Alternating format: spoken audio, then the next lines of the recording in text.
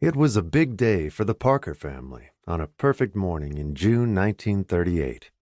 Audrey had set her mother's clothes out for her the night before, the blue-gray silk suit she wore whenever she had something important to go to and felt well enough to go out.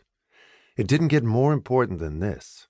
Ellen's son, Audrey's brother, William Edward Parker, was graduating from Annapolis Naval Academy as an ensign, like his father and grandfather before him. Ellen was only sorry that her late husband and father-in-law wouldn't be there to see it.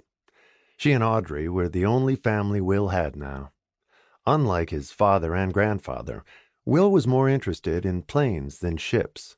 His next stop was basic flight training at the Naval Air Station at Pensacola in Florida. He was going to be a Navy pilot. He would receive more advanced flight training after that, and eventually would become an expert at taking off and landing on an aircraft carrier. He had earned a Bachelor of Science degree. His father, Captain Francis Parker, had died 3 years before of a brain tumor. His grandfather, who had died when Will and Audrey were very young, was only a dim memory now, a tall man in a uniform with a lot of braid on it.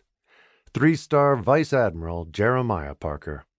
They were a distinguished naval family, and there had never been any question about Will following in their footsteps. It was an unspoken law in their household. Parker men went to Annapolis, and Will wouldn't have dared do otherwise. He wouldn't have wanted to disappoint his grandfather or his dad, even though they were no longer there to see it. He would be wearing his dress-white uniform for the graduation ceremony. Her parents' illnesses had had an impact on Audrey's life.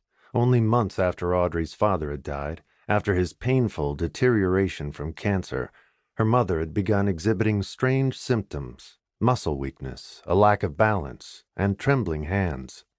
Both Ellen and Audrey thought it was caused by nerves at first, but then she had been diagnosed with the early stages of Parkinson's disease. The doctors had explained to them that it was a progressive illness that would eventually leave her severely impaired, bedridden, and unable to walk. Hopefully that would be a long way off. For 2 years before that, Audrey had helped take care of her father during the advancing stages of his illness until he died. As a result, she had developed an unusual seriousness and maturity for her age, and seemed much older now than her 18 years.